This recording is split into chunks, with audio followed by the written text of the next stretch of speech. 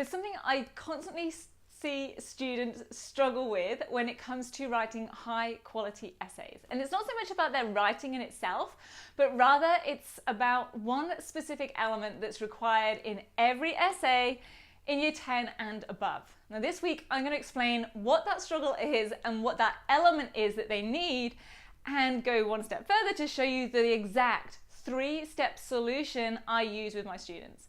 But first, how do you know if it's actually an issue for your teen, if this is something they're struggling with? Well, if they've ever had feedback or comments like they need to expand their writing, or feedback like more analysis needed, or now link this to the title or to the question, then yes, they're struggling with this element. So here's what it is.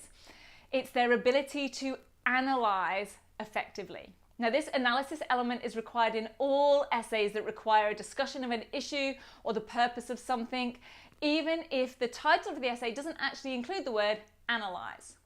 So this could be essay titles such as, of course, analyze how the author creates a sense of mystery in the poem, or explain how such and such a legal reform tries to achieve justice in Australian society, for example, or to what extent was person X an effective leader during period Y.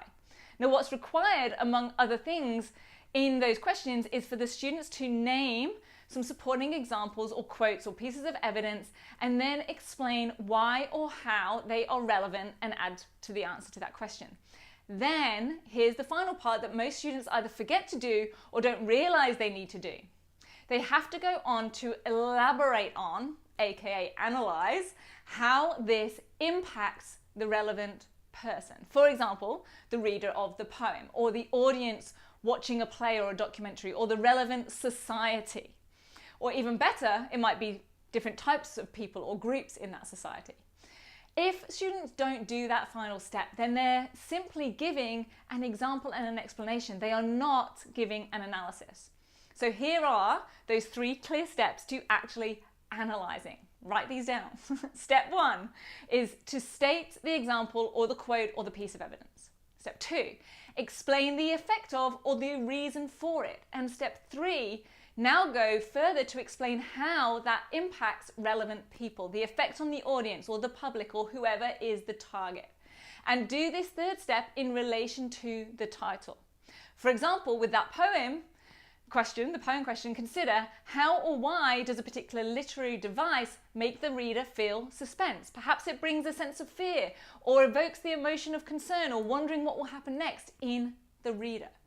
Often this 3rd step is the one that gets left off, not because the student doesn't know what the effect or the impact is, but they just didn't realize that they needed to go that step further for analyzing and linking it to the audience or the reader. Many students just think that an analysis is an extended explanation, and it's not. It's the step that links the explanation to the key focus or direction of the essay. So I'm Katie Price, grade transformation expert, and I hope that that clears up what an analyze question really means and how to conquer that element of it in an essay. Let me know in the comments. And I'm sure there's a ton of students and parents out there who could use these 3 steps. So please feel free to forward the link to this blog or tag them if you're watching this via Facebook. And until next week, let's make this a fantastic week.